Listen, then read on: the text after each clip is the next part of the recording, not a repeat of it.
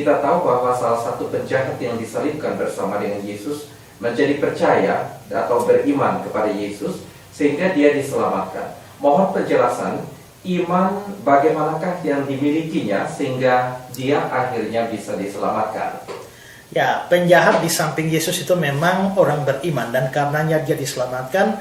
Boleh dikatakan bahwa dia adalah orang pertama yang diselamatkan setelah Yesus mati. Ya, bahkan kita menikmati penebusan Kristus pertama kali ketika Yesus ada di atas kayu salib.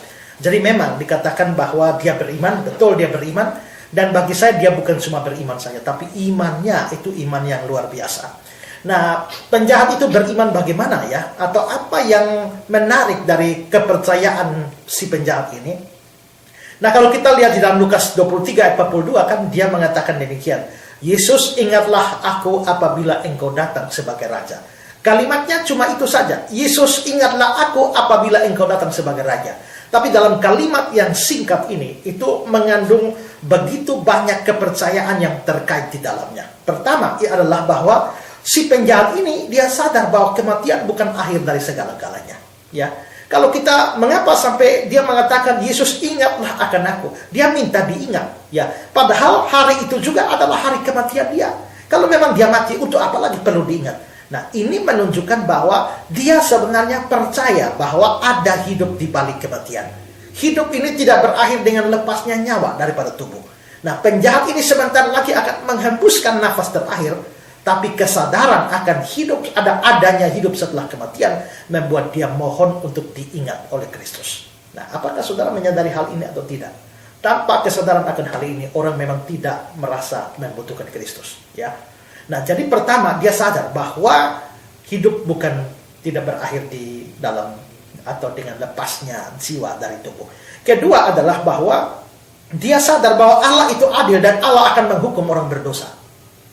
Kalau kita membaca dalam Lukas 23 ayat 40, dia menegur temannya. Dia berkata, tidakkah engkau takut juga tidak kepada Allah, sedangkan engkau menerima hukuman yang sama? Jadi penjahat yang bertobat itu menegur penjahatnya yang satu.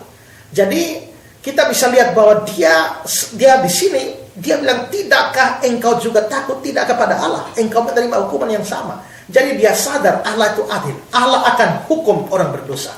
Ini iman dia yang kedua. Jadi pertama dia beriman bahwa hidup tidak selesai ketika dia mati.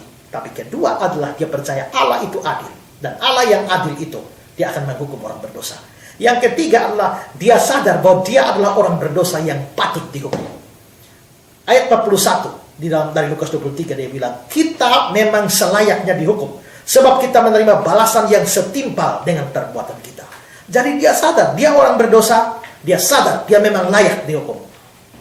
Itu yang ketiga. Lalu yang keempat adalah dia percaya Yesus itu orang benar.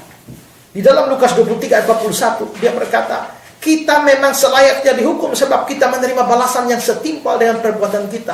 Tapi orang ini tidak berbuat sesuatu yang salah. Dia bicara tentang Yesus, orang ini tidak berbuat sesuatu yang salah. Berarti di sini dia percaya Yesus itu disalibkan memang bersama-sama dengan dia, tapi Yesus disalibkan bukan karena dia bersalah. Hanya imam-imam kepala yang merasa dengki kepada dia dan memfitnah dan akhirnya menyalibkan dia. Tapi dia sendiri disalib, dia tidak bersalah. Jadi dia percaya Yesus itu orang benar. Lalu juga saudara-saudara, dia percaya juga bahwa Yesus akan datang sebagai raja pada kedatangan yang kedua. Di dalam Lukas 23 ayat 42, Yesus ingatlah akan aku apabila engkau datang sebagai raja. Jadi dia percaya bahwa Yesus itu akan datang sebagai raja di akhir zaman nanti. Lalu yang berikutnya lagi adalah dia menyerahkan keselamatan jiwanya kepada Yesus. Dia mengatakan, ingatlah akan aku.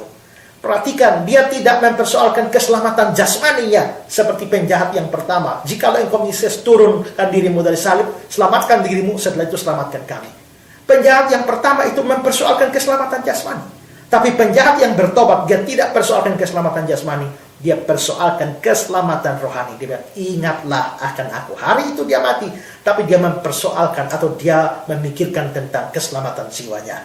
Zaman sekarang, ada banyak gereja, ada banyak hamba Tuhan, ada banyak orang Kristen yang hanya menekankan manfaat jasmani dari kematian Kristus, penyaliban Kristus. Seperti Orang bisa dapat kesembuhan, dapat berkat kekayaan, dan bebas dari problem dan sebagainya. Tapi saudara, renungkan baik-baik kata-kata Paulus dalam 1 Korintus 15 ayat 19. Jikalau kita hanya dalam hidup ini menaruh pengharapan pada Kristus, maka kita adalah orang-orang yang paling malang dari segala manusia. Karena itu saudara-saudara, maka di sini kita bisa lihat di dalam beberapa hal itu, kalimat-kalimat dia menunjukkan bahwa dia mempunyai iman yang luar biasa. Itulah iman seorang penjahat yang bertobat. Ya.